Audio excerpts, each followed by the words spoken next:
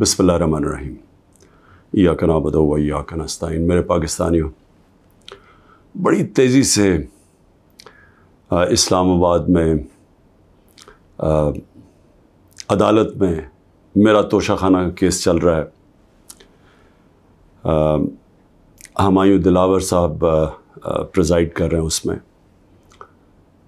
और हमने कोशिश बड़ी की है कि chief justice Islamabad high court, और हम बड़ी देर से कोशिश कर रहे हैं कि वो हमारा केस ट्रांसफ़र करें यहाँ हमायूं दिलावर से, क्योंकि ये हक़ होता है एक जो हर शख्स का, इसका हमें आइन, हमारा कानून हक़ देता है कि अगर हमें एक इत्मीनान एक जज पे नहीं होता तो हमारा हक़ होता है कि हम अप्लाई करें कि हमारा केस ट्रांसफ़र कर दें।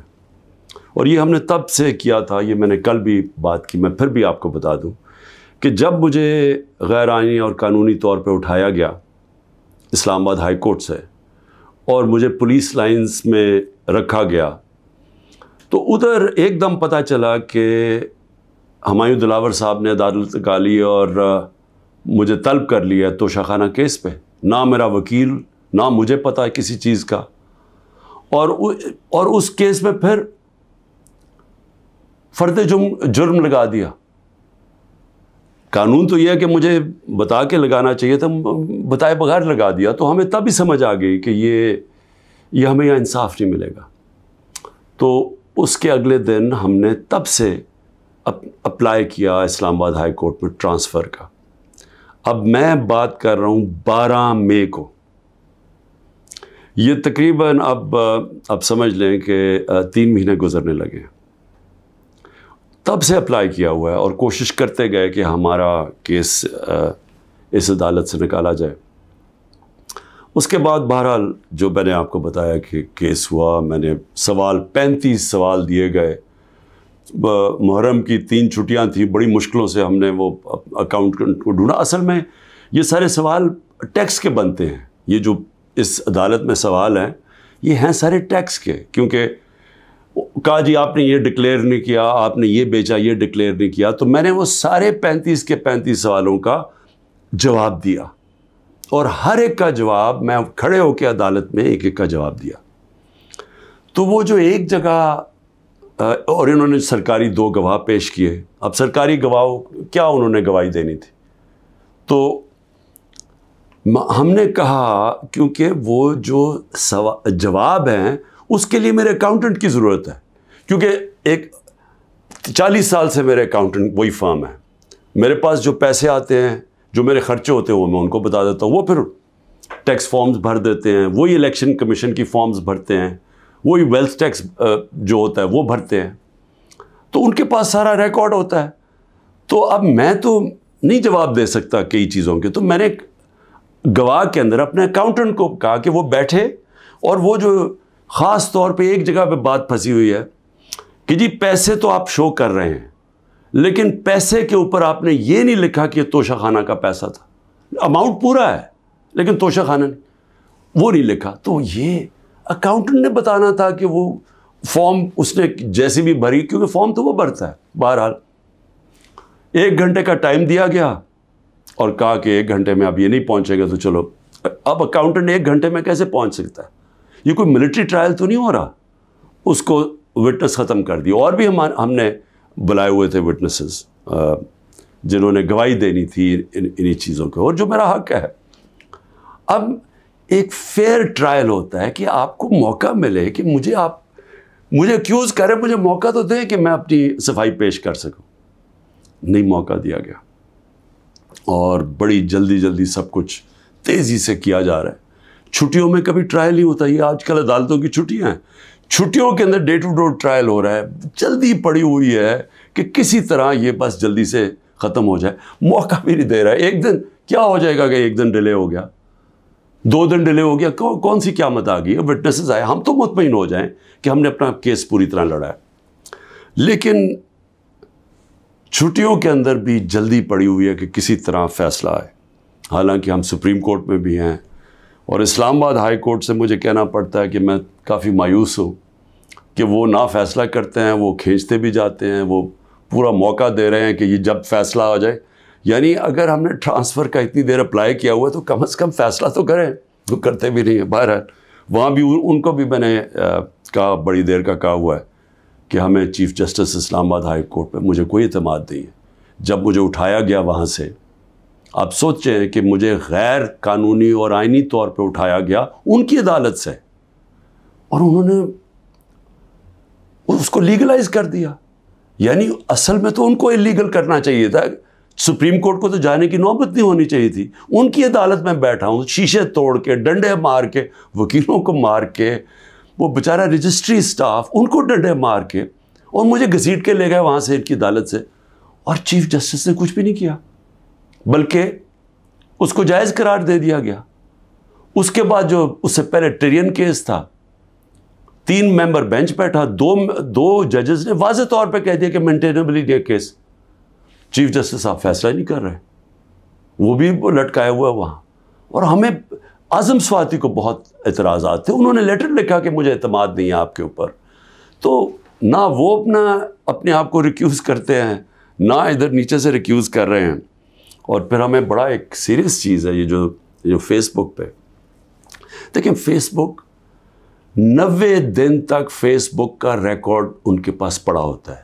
اگر FIA یا جج صاحب ایک صرف آپ کو ای میل کر دیں فیس بک کو کہ یہ کیس ہو رہا ہے, آپ مہربانی کر کے بتا دیں کہ 90 دن تک ان کی جو بھی فیس بک میں پوسٹ تھی وہ کون سی تھی. کیونکہ 90 دن تک جو لوگوں نے دیکھا ہے اور پوسٹ بھی کیا ہے کہ اس کے جو ہمایوں دلاور کی پوسٹ تھی اس پہ انہوں نے جو ان کا میرے متعلق پوسٹ کی ہوئی ہیں, وہ تو اگر کوئی بھی دیکھ لے تو مجھے تو ان سے انصاف نہیں مل سکتا. لیکن وہ FIA کے پاس گئے اور FIA نے جناب کہا جی وہ کیونکہ ڈیلیٹ ہو گئی ہیں, وہ FIA نے کلین چٹ دے دی. میچ فکس ہوا ہے. ابھی بھی اگر آپ کسی کو انصاف کی فکر ہے چیف جسٹس اسلام آباد ہائی کورٹ کی یا FIA کو, تو بڑا سیدھا ہے کہ ایک ای میل کریں اور فیس بک کو کہیں کہ ہمیں 90 دن کا دے. اس میں پتہ چل جائے گا کہ کیا دلاور صاحب مجھے انصاف دے سکتے ہیں یا نہیں دے سکتے. میں اس کے بعد دوسری بھی بات کرنا چاہتا ہوں, کیونکہ یہ تو اب دیکھتے ہیں, یہ بڑی تیز سپیڈ سے چل رہا ہے. اب دیکھتے ہیں آگے کیا ہوتا ہے.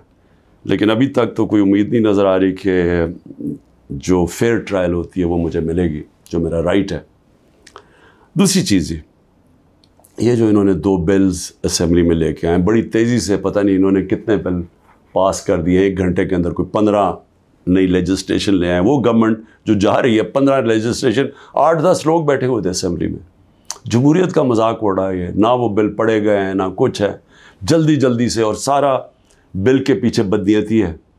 اور یہ جو 2 بلز انہوں نے انٹروڈیوس کیے ہیں, سیکریسی ایکٹ اور prevention of extreme violence act, یعنی یہ جو 2 بل ہیں یہ تو ایک قوم کو غلام بنا رہے ہیں.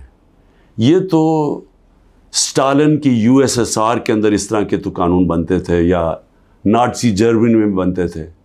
لیکن یہ کسی آزاد معاشرے میں تو کوئی تصور بھی نہیں کر سکتا کہ انٹیلیجنس ایجنسی فیصلہ کریں گی, کسی گھر میں بھی گھس جائیں گی اور فیصلہ کریں گی کہ یہ گھر کے اندر کوئی دہشت گرد ہے, اور وارنٹ ایک جو ہوتا ہے گھر میں گھسنے سے پہلے آپ کو سرچ وارنٹ لینا پڑتا ہے. اس کے بغیر آپ گھس جائیں گے گھروں میں, کسی کے گھر میں بھی گھس جائیں گے اور کچھ بھی کریں گے, اور کسی کو ان کو روکنا نہیں چاہیے. تو یہ تو ایک ملک میں بالکل ہی غلاموں کو کنٹرول کرنے کے لیے ہو رہا ہے. پھر سیکریسی ہے, ایک اور ایکٹ لے آئے ہیں کہ آپ کسی بھی اگر کوئی انٹیلیجنس ایجنسیز کا کوئی آدمی ہے, اس کا آپ نام بھی نہیں لے سکتے. اگر آپ نے نام لے لیا تو وہ آپ کوئی اسٹیٹ سے غداری کر دیں گے, سیڈیشن ہے وہ. تو یہ تو اس طرف جا رہا ہے کہ جنرل مشرف کے مارشل لاء میں بھی اس طرح کی حالات نہیں تھے.